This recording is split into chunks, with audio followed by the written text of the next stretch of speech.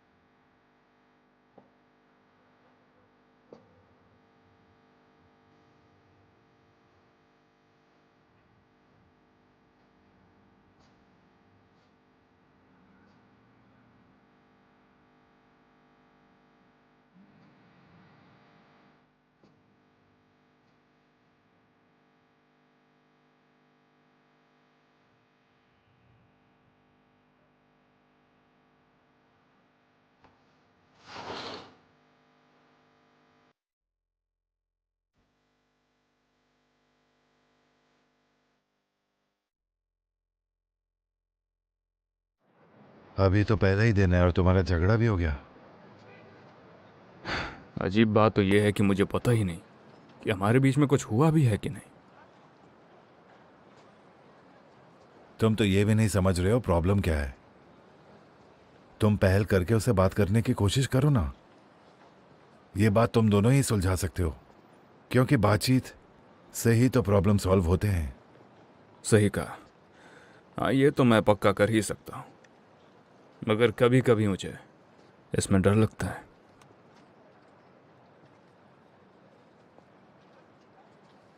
पता है तुम दोनों ही कुछ ज्यादा ही सेंसिटिव हो। दोनों एक दूसरे की दुखती नब्जों को पहचानते हो।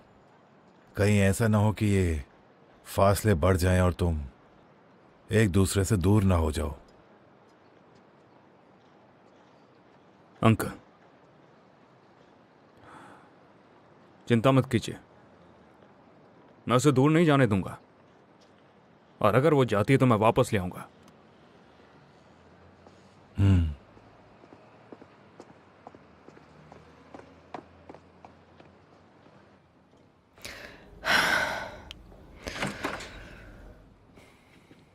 उठ जाओ, सुबह हो गई है।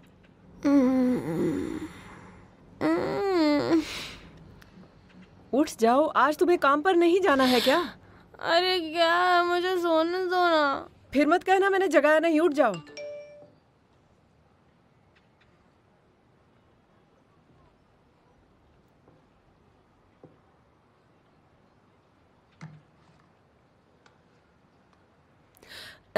अपने भाई से बात कर लो, उसका मैसेज आया है। अरे माँ जाने दो ना, मुझे बहुत नींद आ रही है।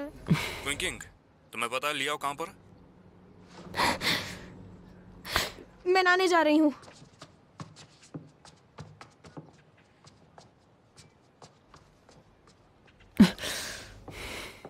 आयो, आपने मुझे डरा दिया।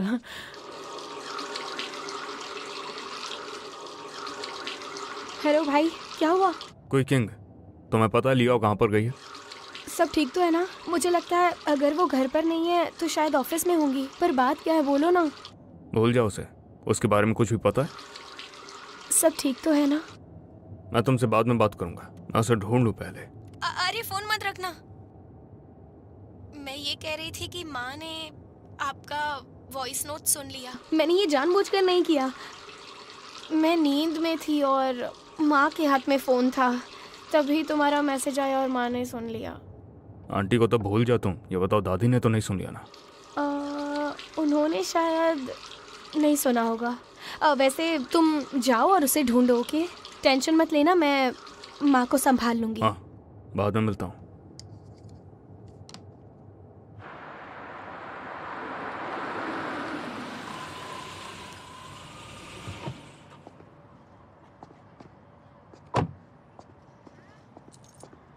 जहाँ तक मुझे याद है वो शायद छुट्टी पर हैं।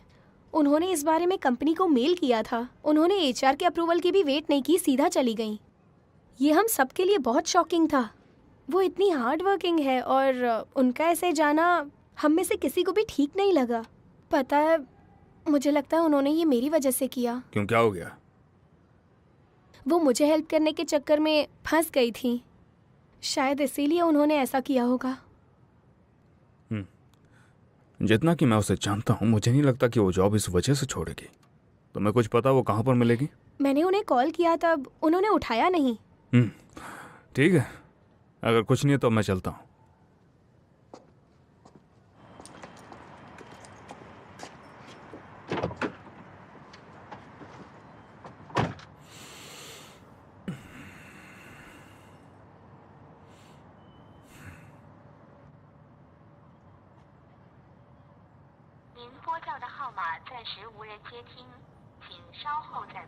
Sorry。तुम्हें कैसे पता मैं यहाँ हूँ?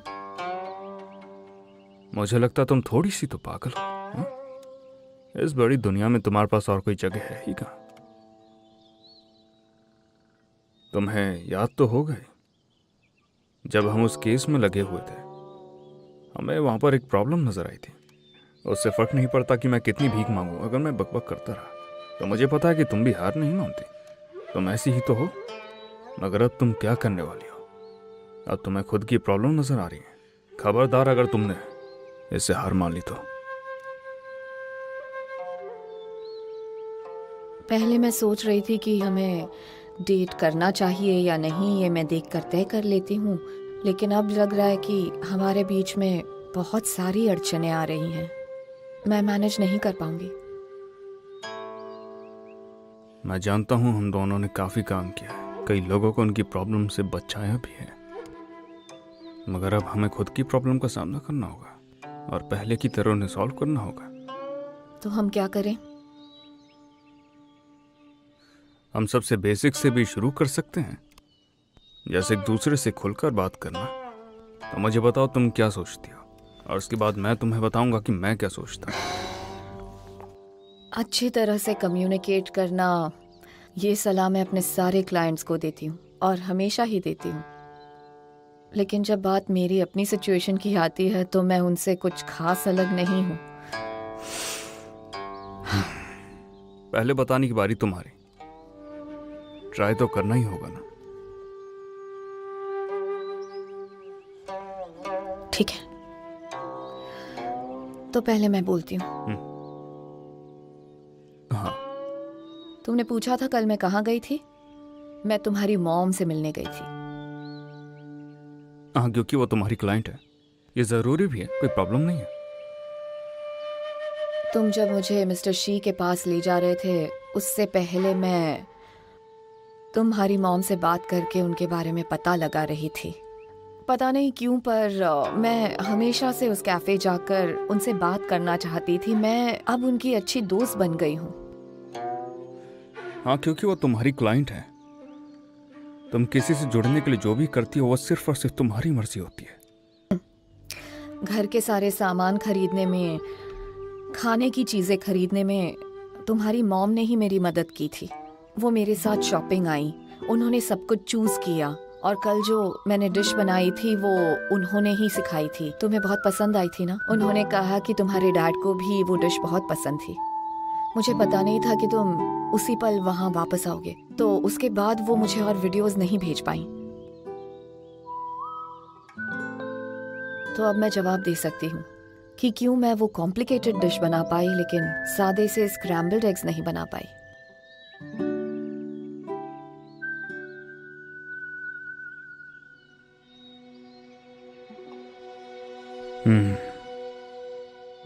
मैंने तुम्हें पहले भी तो बताया था, इससे कोई फर्क नहीं पड़ता कि तुम दोनों का रिश्ता आखिर क्या है।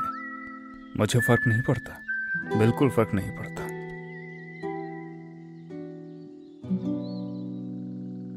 ठीक है, चलो ये बात तो क्लियर हो गई। पर एक और चीज पूछनी है, जो हमारी प्रॉब्लम है उसका क्या करेंगे? अपनी आंटी और ग्रैंडमा को तुम कैसे बताओगे? वो नहीं चाहती हैं कि हम दोनों साथ रहे। वो पूरी कोशिश करेंगे कि हम अलग हो जाएं। और अगर मैं तुम्हारी माँ की लॉयर बनी रही तो फिर तुम क्या करोगे?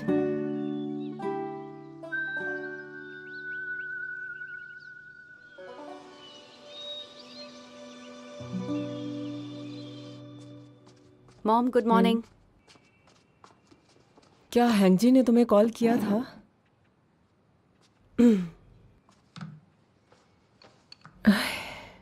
लगता है यांगवांग भी उसे मना नहीं पाया। झीलिंग, प्लीज बेटा आज तुम रेस्ट कर लो, काम पर जाने की जरूरत नहीं है। मॉम, मैं ठीक हूँ और ऐसी हालत में तो काम पर जाना बेहतर होगा। अगर पति साथ नहीं है तो क्या हुआ, मेरा करियर तो है। अपनी माँ की बात भी सुन लिया करो, झगड़ा बंद करो। तुम्हें अपना पति वापस चाहिए तो ईगो को छोड़ना होगा। वो तुमसे प्यार करता है, वापस जरूर आएगा। मॉम, रिश्ते को ऐसे आगे बढ़ाने से फायदा नहीं होगा। मैं ली हिंग जी को बहुत अच्छे से पहचानती हूँ। अगर वो ठीक से नहीं सोचेगा और मैं उससे विनती करूँ कि मेरे पास वापस लौट आओ, तो शायद उसके दिल में दर्द रह जाएगा। आगे चलकर भी हमारे रिश्ते में ये बात जरूर हमारे आड़े आएगी। जैसी तुम्हारी मर्जी। वैसे भी मेरी बात तो किसी ने सुननी नहीं है, फिर मैं सलाह भी क्यों दूं?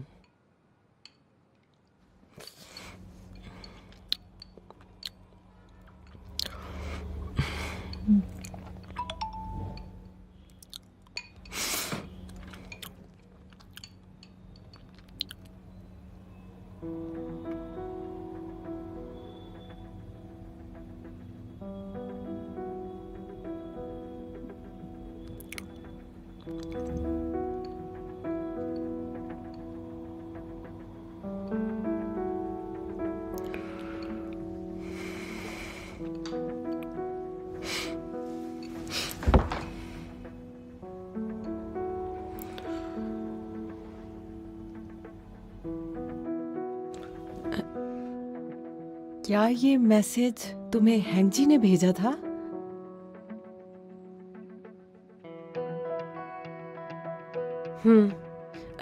उसने तुमसे क्या कहा?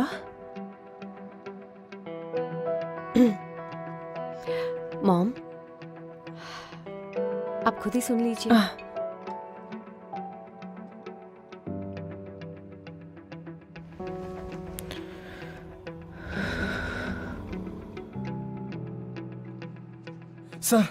सर, एक गड़बड़ हो गई। शुचुन ने तान्युआन वाला घर बेच दिया। वो मेरा घर कैसे बेच सकती है? घर के सारे पेपर्स ड्रॉअर में ही पड़े थे सर। उन्होंने बाहर के आगे ऐसी कहानी बनाई कि उन्होंने घर खरीद लिया। कैसी कहानी? उन्होंने कहा कि वो आपकी लवर है और ये भी कि वो आपके बच्चे को जन्म देने वाली है। उसकी बात लोग मान भी गए। आप एक बार खुद सोचिए, बाहर तो बस घर को देखने आया था और वहां उसने आपके और एन की फोटोज भी देखी, क्योंकि घर में चारों तरफ आपकी फोटोज लगी हुई थी, तो सामने वाला तो उसकी बात पे यकीन करेगा ही ना। ऊपर से वो इतने कम में बेच रही थी कि वो बायर इस डील को मिस आउट नहीं करना चाहता था, इसलिए उसने झट से डिपॉजिट दे दिया।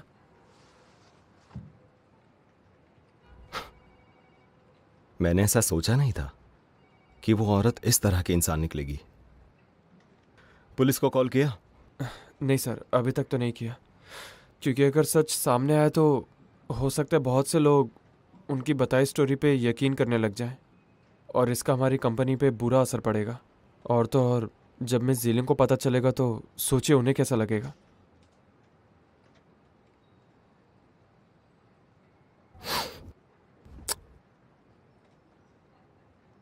तो ऐसा सोच लेते हैं कि बुरी बला खुद ब खुद टल गई। यही सोचना सही रहेगा। तुम्हें भी ऐसा लगता है? तब तो उसे भी ऐसा ही लगता होगा, और इसलिए वो जानती थी कि हम उसे कुछ नहीं करेंगे। मैं तो पहले से जानता था कि ये औरत इतनी सीधी नहीं है। डायरेक्टर ली, ये तो बिल्कुल उस फार्मर और स्नेक वाली स्टोरी की तरह है।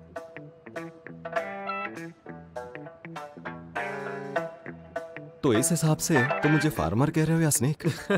Of course.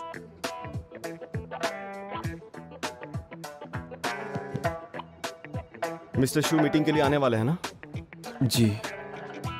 इस पर फिर आएंगे, मगर मीटिंग खत्म होने के बाद। अभी के लिए इस बात को साइड में रखते हैं, क्योंकि मीटिंग ज्यादा जरूरी है। ठीक है, जाके मीटिंग रूम प्रिपेयर करता हूँ।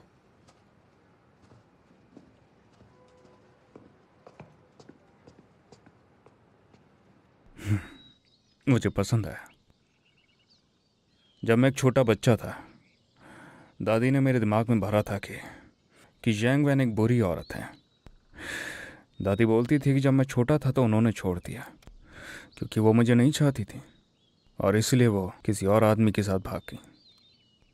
वो किसी और शहर में चली गई। उनका खुद का बच्चा भी है। इससे फ़र्क नहीं पड़ता कि घर पे क्या हुआ था, मैं हमेशा उन्हें कोसता रहता था। मैं उन्हें कोसता क्योंकि उन्होंने मेरे साथ गलत किया था। मुझे तो आदत हो गई थी कि मैं अपनी सारी गलत चीज़ें उन्हीं के ऊपर थोप देता था। मैं ऐसा करता क्योंकि मुझे ऐसा कंडीशन किया गया था, उनकी नफरत के लिए। तुम्हें याद तो होगा ही जब मैंने तुमसे बोला था कि उन्हें कैसे भी बाहर लेकर आए। वो यही रेस्टोरेंट था ना, और वो वहां पर बैठी हुई थी। उस दिन तुम आए थे? हाँ, मैं आया था। मैं साइड में ही खड़ा हुआ था, मगर मुझे सच में बहुत ज़्यादा समय लग गया इस चीज़ को एक्सेप्ट करने के लिए कि लोग बुरे नहीं होते। क्या तुम उसके लिए मुझे माफ़ करोगी? हाँ, तुम्हें मुझसे माफ़ी मांगने की कोई ज़रूरत नहीं। उस वक्त मैं तुम्हें समझ नहीं पा रही थी, पर अब समझ रही हूँ पूरी तरह से।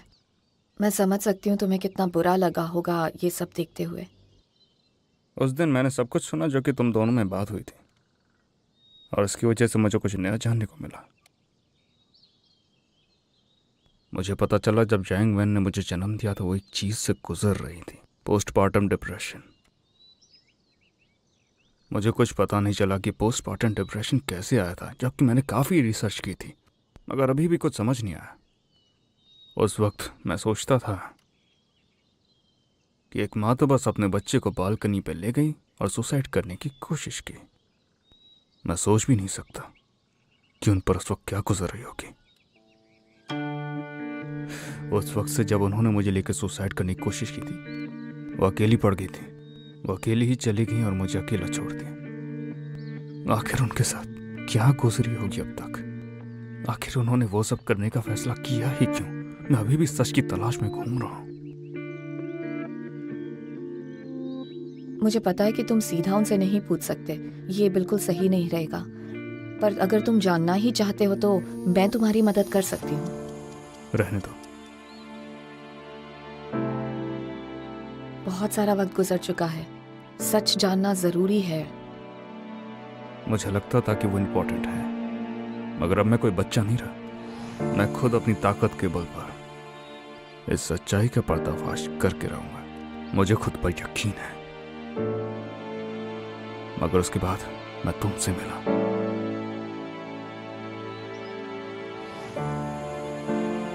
तुम्हें कोई अंदाजा नहीं कि तुमने मेरी कितनी मदद की है। तुमने वाकई में मुझे बदल दिया।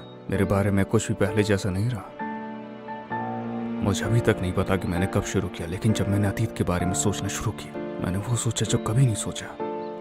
जैसे जो हुआ वो शायद सच ही ना हो। मैं सीख गया कि जो हुआ मैं उसे चाहकर भी बदल नहीं सकता, मगर मैं आने वाले कल को बदल सकता हूं। मुझे अपने दिल को शांत करना होगा और रास्ते ढूंढने पड़ेंगे जिससे मैं हर वक्त तुम्हारे साथ ही रह पाऊं।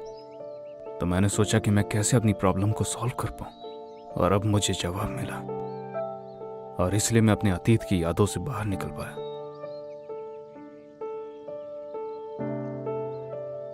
क्या तुम एक चीज का वादा कर सकती हो कि आने वाले भविष्य में चाहे कुछ भी हो जाए, हम दोनों साथ खड़े रहेंगे? अब हमें अकेले अकेले रहने की जरूरत नहीं है, जैसे कि पूरी दुनिया तुम्हें नहीं चाहती हो, जैसे मैं तुम्हें कभी निराश करूंगा। बाकी की बची हुई बातें घर पे भी कर सकते हैं। तो बताओ क्या बोलती हो? ठीक है।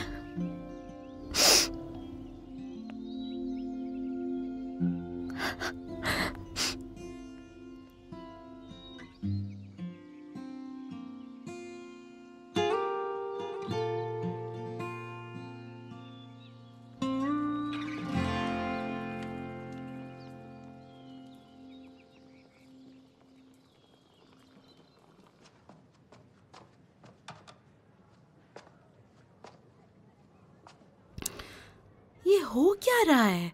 ना कॉल उठा रहे हैं, ना मैसेजेस का रिप्लाई कर रहे हैं। आई होप सब कुछ ठीक होगा।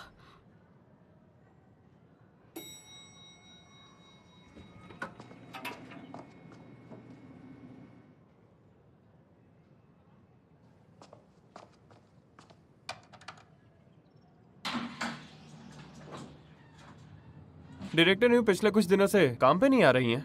क्यों? वो ऑफिस आए या ना आए, तुम्हें रिपोर्ट करने की उन्हें कोई जरूरत नहीं। हाँ वो तो है। वैसे मैंने एक शॉकिंग न्यूज़ सुनी। मुझे आपको नहीं बताऊं क्या? बताओगे तो क्या मर जाओगे तुम? मैंने सुना कि जीहिंग प्रॉपर्टीज के मालिक डायरेक्टर ली को उनकी वाइफ ने धोखा दिया। भला वो ऐसा कैसे कर सकती है? वहीं दूसरी तरफ डायरेक्टर ली की लवर ने उनका घर तक भेज दिया। डायरेक्टर ली के साथ इतना बुरा हुआ, उन्हें शो पे बुला लो ना।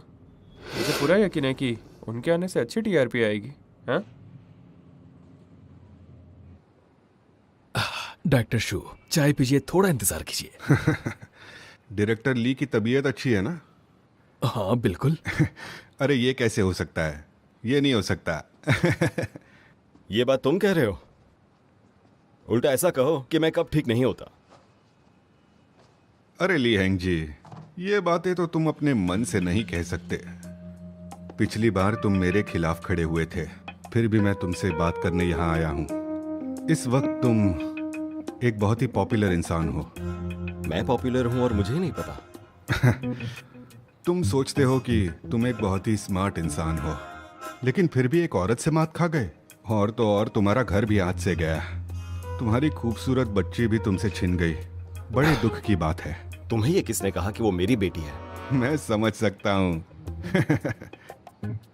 मैं जानता हूँ कि तुम बड़ी तकलीफ में हो, इसीलिए मैं ऐसी हालत में तुम्हारी मदद करने आया हूँ। साउथ ईस्ट प्रॉपर्टी को अक्वायर करने के सिलसिले में बात करने, और इसी बहाने तुम्हारी मदद करने। और ये खबर तो मेरी बीवी को भी नहीं है, और ये मैं जीलिंग को भी नहीं बताऊंगा। जीलिंग तो तुमसे बहुत ही नफरत करती होगी। तुम काम की बात करने आए हो या मेरी तकलीफ में इंसल्ट करने आए हो? तुम तकलीफ में हो, वो तुम्हारी इंसल्ट कर रहे हैं। अरे आप यहाँ तमाशा देखने आए हैं डायरेक्टर शू? जीलिंग तुम यहाँ क्यों आई? और मैं यहाँ क्यों नहीं आती?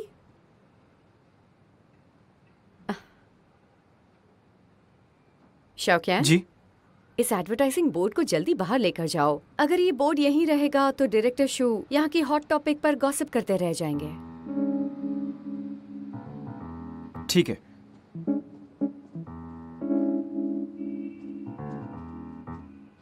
ली हैंग जी की कोई नाजायज औलाद है या वो किसी दूसरी औरत के साथ है, पर जब तक मुझे उन पर भरोसा है तो दूसरे लोगों को गॉसिप करने दो, इससे फर्क नहीं पड़ता है। डायरेक्टर शू, हमारे साउथ ईस्ट बिजनेस स्ट्रीट पर आपकी कब से नजर है? अगर आप यहाँ बिजनेस की बात करने आए हैं तो क्यों ना हम वही करें। यहाँ वहाँ की बातें करने से क्या होगा, सीधे मुद्दे की बात करते हैं ना। डार्लिंग, हमारी साउथ ईस्ट की प्रॉपर्टी तो बहुत अच्छी है, मुझे नहीं लगता कि इस वक्त उसे बेचनी चाहिए। और रही बात उस औरत की, तो मैंने पुलिस को बुला लिया है। चाहे हमें इस मामले में बहुत कुछ सहना पड़ेगा, लेकिन हम दोनों हमेशा साथ हैं। हाँ,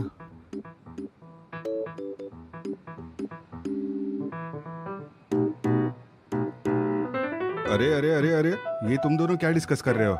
हम यहाँ मीटिंग कर रहे हैं, तो हम डिस्कस कर लें। डिस्कस? हाँ जरूर कीजिए ना, लेकिन मैं आपसे बस 1 मिनट और मांगूंगी।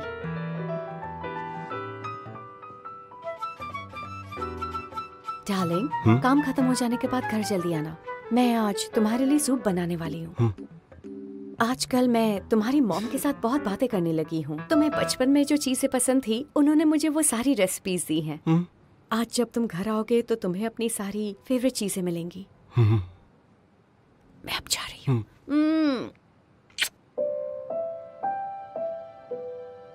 तुम्हारा वेट करूंगी।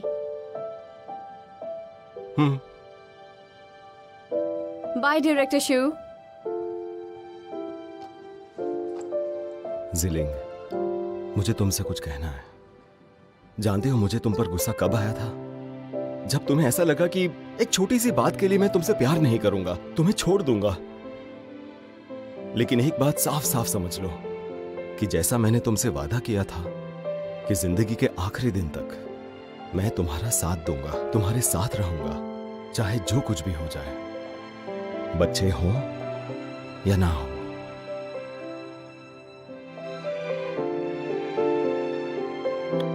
अरे सुनो सुनो सुनो, अब उसे ऐसे देखना बंद करो।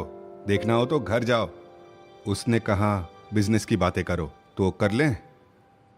करेंगे ना। करो। मैंने घर क्यों छोड़ा वो तुम्हें बता ही दिया है।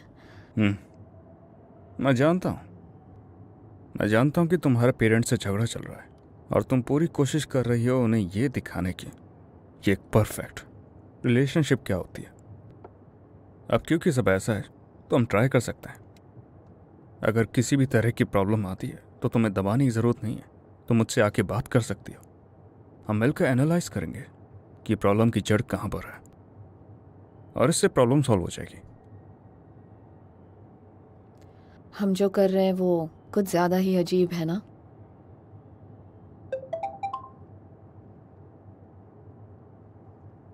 मिस लियाओ अब कहाँ चली गई हैं? क्या भाई से आपकी मुलाकात हुई?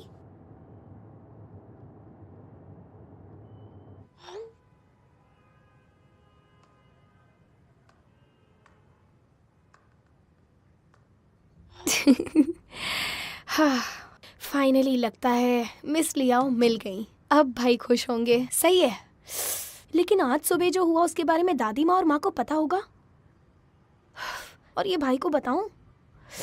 जाने दो भाई, वैसे भी तुमसे कुछ नहीं होने वाला, इसीलिए तब तक आप छुपके मिस लियाओ से मिल सकते हो।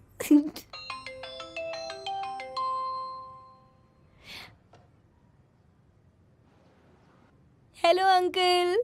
कैसी हो बेटा? आखिरी बार तुमने मुझसे वो लाइट सेंसिटिविटी की बात की थी ना, मुझे वो बटन नहीं मिल रहा, कहाँ है वो? अरे कल भी मैंने आपको 3 बार सिखाया था ये, फिर से आप वही सवाल पूछ रहे हैं। अच्छा रुकिए, मैं आपके लिए आसान कर देती हूँ, आपको वीडियो कॉल करती हूँ।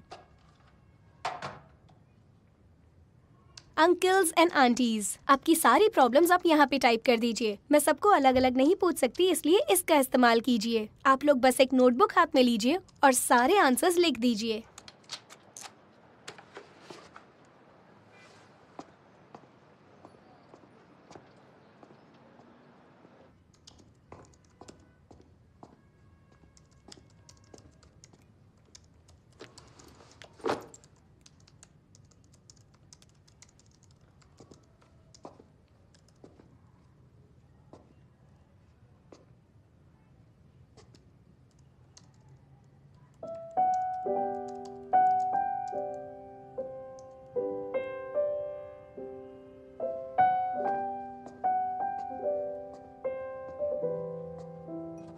तैयार हो जाओ, हम बाहर जा रहे हैं। कहाँ? वैसे मौसम तो काफी अच्छा है, तो सनसेट की फोटोज लेने बाहर चलते हैं। हाँ, मैं कुछ काम कर रही हूँ, थोड़ा वेट करना पड़ेगा। ऐसा भी क्या जरूरी है? अरे बहुत जरूरी काम है बॉस। याद है रिवर साइड पर हमें जो अंकल्स और आंटीज मिले थे, मैं उनसे बात कर रही हूँ। हमने एक्चुअली एक ग्रुप चैट बनाई है जहाँ मैं उनके सारे फोटोग्राफी रिलेटेड डाउट्स क्लियर करती हूँ। उन्होंने अपने दोस्तों को भी ऐड किया और हमारा ग्रुप अब करीब करीब 100 लोगों तक पहुँच गया है। दूसरों को फोटोग्राफी सिखा रही हो?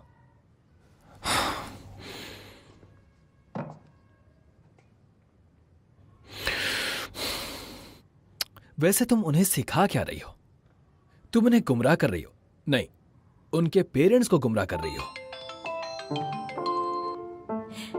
हेलो अंकल, ये हमारे बॉस हैं और आज आपको यही सिखाएंगे। अच्छा, मैंने कब कहा? बढ़िया। क्या कर? बैठो ना। पता है अंकल, ये मुझसे भी अच्छा सिखाते हैं।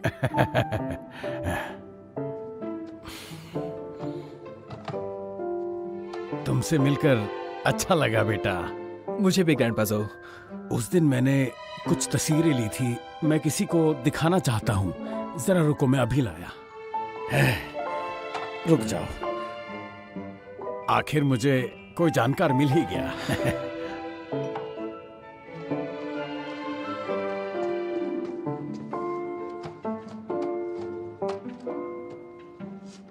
ये देखो, ये वाला। और ये भी।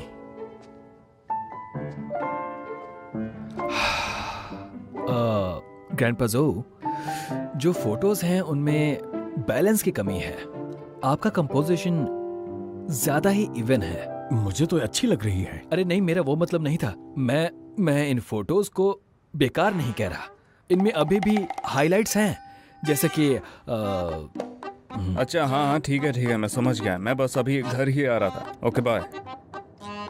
डिंग डिंग ना आजकल कुछ ज़्यादा ही बकवास करने लगी है। मेरा दिमाग चढ़ जाती है। जब मैं वहाँ नहीं होता ना तो 10 बार कॉल कर चुकी है। मैंने तुम्हारे काम का नुकसान किया। ऐसा नहीं है। अच्छा सुनो, मुझे तुम्हें कुछ बताना है। वो क्या? लॉन्ग है कम्युनिटी केस।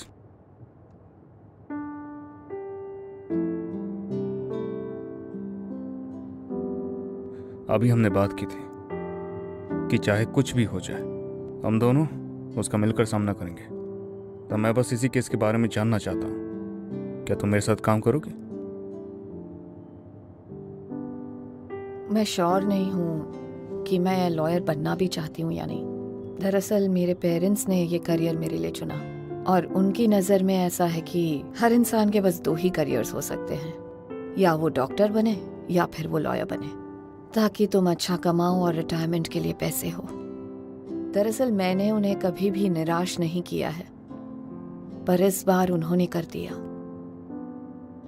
तो बताओ कैसा रहेगा इस बार तुम करोगी मेरे लिए, अपने पेरेंट्स के लिए नहीं।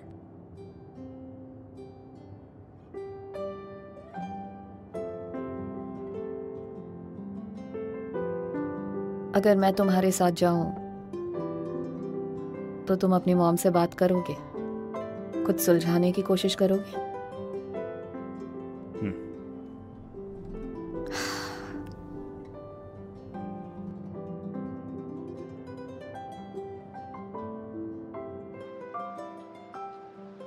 फिलहाल के लिए लॉन्ग हाई कम्युनिटी की जो प्रॉब्लम है वो सिर्फ पड़ोसियों के लिए नहीं है, उससे ज़्यादा ये 2 पीढ़ियों की प्रॉब्लम है, बिल्कुल जैसे कि बच्चे और बूढ़े। प्रॉब्लम सिर्फ पार्किंग की नहीं है, एक एलिवेटर की भी प्रॉब्लम है ना? ऊपर लिखा है कि 2 साल पहले सीनियर सिटीजन्स की कन्वीनियंस के लिए उन्हें एक एलिवेटर इंस्टॉल करना था। बूढ़े एग्री नहीं हुए। फर्स्ट फ्लोर के ओनर्स नहीं माने। हमारे छोटे शहर के बड़े बुजुर्गों ने अपने घर बदल दिए हैं क्योंकि वो ऊंचे फ्लोर पर चढ़ नहीं पाते थे, इसलिए ऊपर के फ्लोर पर रहने वाले लोग नीचे रहने लगे। अब उनके शिफ्ट होने के बाद लिफ्ट लग रही है, उन्हें लग रहा होगा पैसे बर्बाद हो रहे हैं। एलिवेटर इंस्टॉल करने के लिए ओनर्स की सहमति चाहिए। अब जो नीचे के फ्लोर्स पे रहते हैं वो मना कर रहे हैं, इसलिए ऊपर के फ्लोर्स वालों को उनसे नफरत है ना? मगर इसके बाद से ऊपर रहने वाले लोग सीधे नीचे कचरा फेंकेंगे। जी बिल्कुल, ये तभी शुरू हुआ था। ऊंचे फ्लोर वाले जब नीचे कचरा फेंकेंगे तो जाहिर है फर्स्ट फ्लोर वालों को अच्छा नहीं लगेगा, और बाकी की कारों पर भी तो कचरा गिर सकता है ना। गाड़ी के ओनर को तो यही लगेगा कि जो पिछला ओनर था उसी ने वहाँ पे कचरा फैलाया है, इसीलिए वो उठाकर सारे का सारा कचरा वापस वहीं पर फेंक देगा। डायरेक्टर ज़ेंग, कचरे को फेंकना भी तो समाज में एक हथियार बन सकता है ना। वहाँ कैमरास नहीं है? मैं भी अभी बिल्कुल यही सोच रहा था, लेकिन यहाँ पर फर्क नहीं पड़ता कि कौन कचरा फेंकता है, हमें बस किसी को जिम्मेदार नहीं ठहराना है। ऐसा करेंगे तो लड़ाई और भी फैलेगी। बिल्कुल, इन्होंने सही कहा है। पहले तो कुछ बुजुर्गों के वो सर्वेलेंस देखने के बाद उन्हें ये पता चला कि ये कचरा कौन फेंक रहा था। अगले दिन जब वो काम पर जाने लगा, लोगों ने कचरे के डिब्बे लाकर उसकी गाड़ी को जाने से रोक दिया। वो ऑफिस के लिए लेट हो गया। वहीं के वहीं बड़ी लड़ाई हो गई। मुझे लगता है कि इस प्रॉब्लम को जड़ से उखाड़ना होगा। हमें वहाँ के बुजुर्गों से बात करनी होगी कि वो ऐसा क्यों नहीं चाहते। ठीक है, मैं उन बुजुर्गों को यहाँ बुला लेता हूँ। ये बताइए मुझे, रिसर्च इंस्टीट्यूट के जो डेप्यूटी चीफ है मिस्टर गू, वो वहीं रहते हैं? आप उन्हें जानती हैं? हाँ, मैंने अपनी रिसर्च में देखा कि एलिवेटर से उन्हीं को सबसे ज़्यादा प्रॉब्लम है। अरे वो तो इस मैटर के बारे में बात भी नहीं करना चाहते। उन्होंने कहा कि अगर इस लड़ाई में वो आखिरी इंसान बचे तो भी अंत तक लड़ेंगे। अगर उन्हें बुलाएं तो शायद वो नहीं आएंगे। तो हम उनके पास जाकर बात करेंगे। चलो उनके घर जाकर ही देखते हैं। ठीक है, मैं उन्हें कॉल करके बताता हूँ। Okay, bye.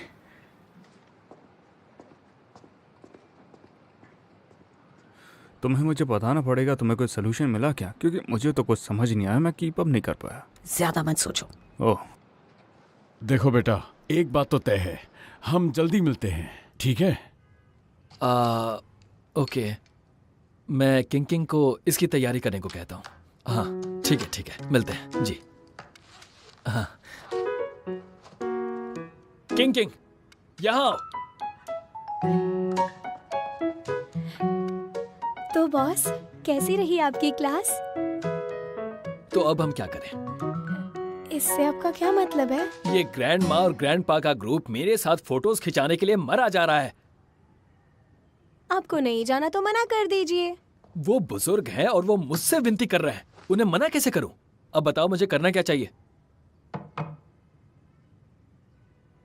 तो हम दोनों को गिन के 15 लोग होंगे, इसीलिए मैंने हम सब के लिए एक गाड़ी बुक कर दी है, जिसके पैसे अंकल ने ऑलरेडी दे दिए हैं, और वो इस सेशन की भी फीस देने के लिए तैयार हैं। बाकी के पैसे हम उन्हें लौटा देंगे। रुको,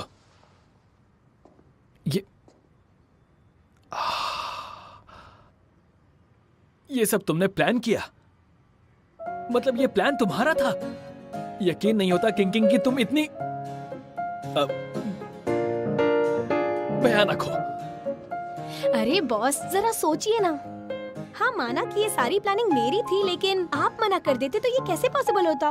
वो सब बस आप ही के लिए आ रहे हैं बॉस। मैंने सारी पैकिंग कर ली है और वो गाड़ी भी उन सबको पिकअप करने गई है, और वो लोग आधे घंटे में यहाँ पर पहुँच जाएंगे। अगर आपको मन बदलना हो तो अब भी चांस है, लेकिन फैसला जल्द ही ले लेना प्लीज, क्योंकि कार में सब सीनियर सिटीजन्स हैं और उन्हें वापस छोड़ने की जिम्मेदारी हमारी है। तो बैग ओपन करो और उसकी सारी चीजें अच्छे से चेक करो, ठीक है? ठीक है दादाजी।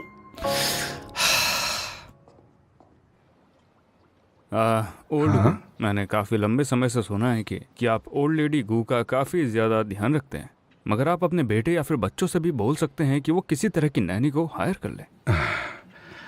हमारा एक ही बेटा है जो फॉरेन में पढ़ता है। जब उसकी माँ बीमार हुई, उसका करियर बस सेटल ही हो रहा था। उसे तकलीफ ना हो इसलिए मैंने रिसर्च इंस्टीट्यूशन से रिज़ाइन कर दिया। उसका ख्याल मैं ही रखता। कुछ केयर टेकर्स को रखा था पर उनका कोई फ़ायदा नहीं हुआ। बहुत तकलीफ हो गई।